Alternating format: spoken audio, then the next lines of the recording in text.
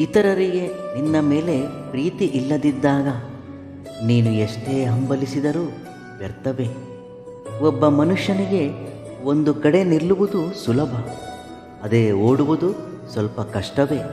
ಆದರೆ ನಮ್ಮ ಮನಸ್ಸಿಗೆ ಒಂದು ಕಡೆ ನಿಲ್ಲುವುದು ಬಹು ಕಠಿಣ, ಅದೇ ಓಡುವುದೆಂದರೆ ಅತ್ಯಂತ ಸುಲಭ. ನೀವೇ ನೋಡಿ, ನಿಮ್ಮ ಮನಸ್ಸು ಯಾವಾಗಲೂ ಓಡುತ್ತಲೇ ಇರುತ್ತದೆ. ಯಾರಾದರೆ ನಮ್ಮ ಮನಸ್ಸನ್ನು ಆಗಾಗ ನಿಲ್ಲಿಸಬಲ್ಲರೋ ಅವರಿಗಿಂತ ಶ್ರೇಷ್ಠ ವ್ಯಕ್ತಿ ಮತ್ತಾರೂ ಇಲ್ಲ. ಅದುವೇ ಯೋಗ, ಮನಸ್ಸಿನ ನಿಗ್ರಹವೇ ಯೋಗ. ನಿನ್ನ ಒಂದು ಸೋಮಾರಿತನವೇ ನಿನ್ನ ನಿಜವಾದ ಶತ್ರುವು. ಅದೇ ನಿನ್ನ ಬೆಳವಣಿಗೆಗೆ ಮೊದಲ ಅಡ್ಡಿಯಾಗಿರುವುದು. ನೆನಪಿಟ್ಟುಕೊಳ್ಳಿ, ನಿನ್ನ ಬಡತನಕ್ಕೆ ಮೂಲ ಕಾರಣ ಸೋಮಾರಿತನವೇ.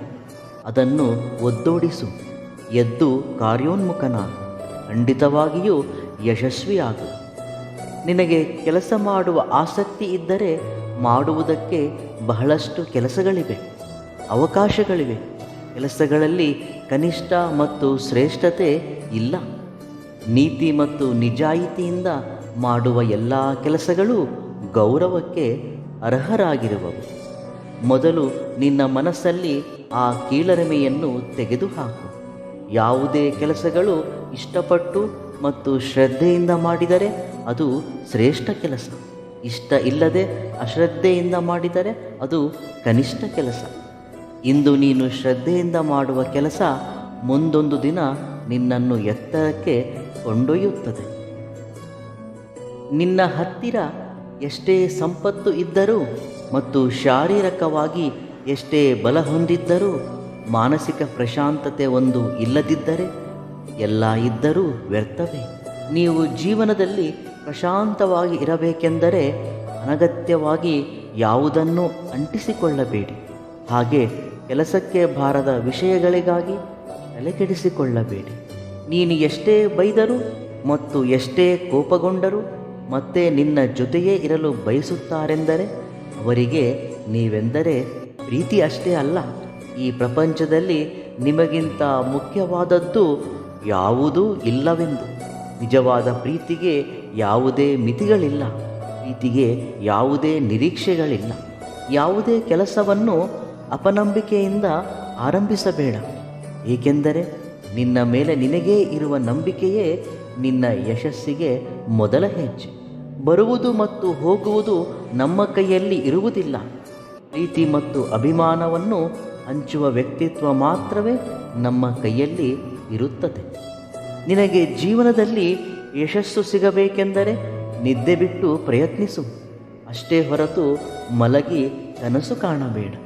ಕನಸು ಕಾಣಬೇಕೆಂದರೆ ನಿದ್ದೆ ಮಾಡಿದರೆ ಸಾಕು. ಆದರೆ ಆ ಕನಸುಗಳನ್ನು ನನಸಾಗಿಸಬೇಕೆಂದರೆ ನಿದ್ದೆ ಮಾಡದೆ ಶ್ರಮವಹಿಸಬೇಕಾಗುತ್ತದೆ. ಹೊಟ್ಟೆ ಸುಟ್ಟವನಿಗೆ ತುತ್ತಿನ ಬೆಲೆ ತಿಳಿಯುತ್ತದೆ, ಹಾಗೆ ಕಷ್ಟಪಟ್ಟವನಿಗೆ ಬದುಕಿನ ಬೆಲೆ ತಿಳಿಯುತ್ತದೆ. ಒಬ್ಬ ಮನುಷ್ಯನಿಗೆ ಗಾಯದಿಂದ ಉಂಟಾದ ನೋವು ಕೆಲವು ದಿನಗಳವರೆಗೆ ಮಾತ್ರ ನೋಯಿಸುತ್ತದೆ, ಆದರೆ ಚುಚ್ಚು ಮಾತಿನಿಂದ ಉಂಟಾದ ನೋವು ಮಾತ್ರ ಜೀವನ ಪೂರ್ತಿ ನೋಯಿಸುತ್ತಲೇ ಇರುತ್ತದೆ. ಯಾವುದೇ ವ್ಯಕ್ತಿಗಾಗಲಿ ಸಂಪತ್ತು ಇಲ್ಲದಿದ್ದರೂ ಸಂಸ್ಕಾರವಿದ್ದರೆ ಜೀವನ ತೃಪ್ತಿದಾಯಕವಾಗಿರುತ್ತದೆ.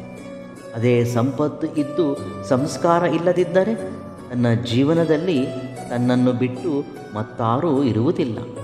ಅದಕ್ಕೆ ಸಂಪತ್ತಿನೊಂದಿಗೆ ಸಂಸ್ಕಾರವೂ ಇರಬೇಕು. ನೀವು ಇರುವುದನ್ನು ನಿರ್ಲಕ್ಷಿಸುತ್ತಾ ಮತ್ತು ಇಲ್ಲದಿರುವುದಕ್ಕಾಗಿ ಹಾಹಾಕಾರ ಪಡುವ ದಿನಗಳೆಲ್ಲ ನೀವು ಸಂತೋಷವಾಗಿರಲು ಸಾಧ್ಯವಿಲ್ಲ. ಧೈರ್ಯವಂತ ಜೀವನದಲ್ಲಿ ಒಂದು ಬಾರಿ ಮಾತ್ರವೇ ಮರಣಿಸುತ್ತಾನೆ, ಆದರೆ ಹೇಡಿ ಮಾತ್ರ ತಾನು ಭಯಪಡುವ ಪ್ರತಿ ಸಂದರ್ಭವೆಲ್ಲ ಮರಣಿಸುತ್ತಲೇ ಇರುತ್ತಾನೆ. ಧೈರ್ಯವೆಂದರೆ ಜೀವನದಲ್ಲಿ ಏನಾದರೂ ಭಯಭೀತಿಗೊಳ್ಳದಿರುವುದೇ. ಯಾವುದೇ ವ್ಯಕ್ತಿಗೆ ತನ್ನ ಪ್ರಧಾನ ಶತ್ರುವು ಅವನ ಭಯ. ಭಯ ಅನ್ನುವುದು ಇಲ್ಲದಿರುವ ರೋಗವನ್ನು ತಂದೊಡ್ಡುತ್ತದೆ. ಅದಕ್ಕಾಗಿ ಏನಾದರೂ ಸರಿ ಧೈರ್ಯದಿಂದ ಇರುವುದನ್ನು ಮರೆಯಬೇಡ. ಯಾವಾಗಾದರೆ ಒಬ್ಬ ಮನುಷ್ಯ ಅಧಿಕವಾಗಿ ಕೇಳುವುದನ್ನು ಅಭ್ಯಾಸ ಮಾಡಿಕೊಳ್ಳುತ್ತಾನೋ ಆಗಲೇ ಅಧಿಕವಾಗಿ ಕಲಿಯುತ್ತಾನೆ. ಗೆಲ್ಲದೇ ಇರುವುದೇ ಸೋಲಲ್ಲ, ಮತ್ತೆ ಮತ್ತೆ ಪ್ರಯತ್ನಿಸದೇ ಇರುವುದೇ ನಿಜವಾದ ಸೋಲು. ನೀವು ಗುರಿ ತಲುಪಲು ಮಾಡುವ ಪ್ರಯತ್ನದಲ್ಲಿ ನಿಮಗೆ ಎದುರಾಗುವ ಅಡ್ಡಿ ಆತಂಕಗಳು ನಿಮ್ಮನ್ನು ಎಷ್ಟೋ ರೀತಿಯಲ್ಲಿ ನೋಯಿಸುತ್ತದೆ. ನೀವು ಗುರಿಯನ್ನು ತಲುಪಿದ ಮೇಲೆ ನಿಮಗೆ ಸಿಗುವ ಆನಂದ ಮತ್ತು ಸಂತೋಷದ ಮುಂದೆ ನೀವು ಪಟ್ಟ ಶ್ರಮವೆಲ್ಲ ಶೂನ್ಯವೆನಿಸುತ್ತದೆ. ಜೀವನದಲ್ಲಿ ಕಷ್ಟಗಳು ಬರುತ್ತವೆ ಹೋಗುತ್ತವೆ. ಬಂದಾಗ ಭಯಪಡಬೇಡ. ಹಾಗೆ ಅವು ಹೋಗುವವರೆಗೂ ಶ್ರಮವಹಿಸಿದರೆ ಕಷ್ಟಗಳು ಮಾಯವಾಗುತ್ತವೆ.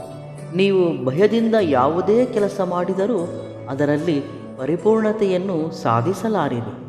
ನೀವು ವಿವೇಕದಿಂದ ಮಾಡುವ ಯಾವುದೇ ಕೆಲಸ ತಪ್ಪದೇ ಫಲಿತವನ್ನು ಕೊಡುತ್ತದೆ.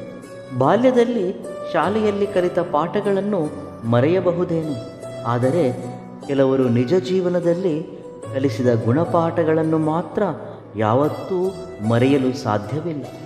ಭಗವಂತನ ನಿರ್ಣಯ ಬಹಳ ವಿಚಿತ್ರವಾಗಿರುತ್ತದೆ.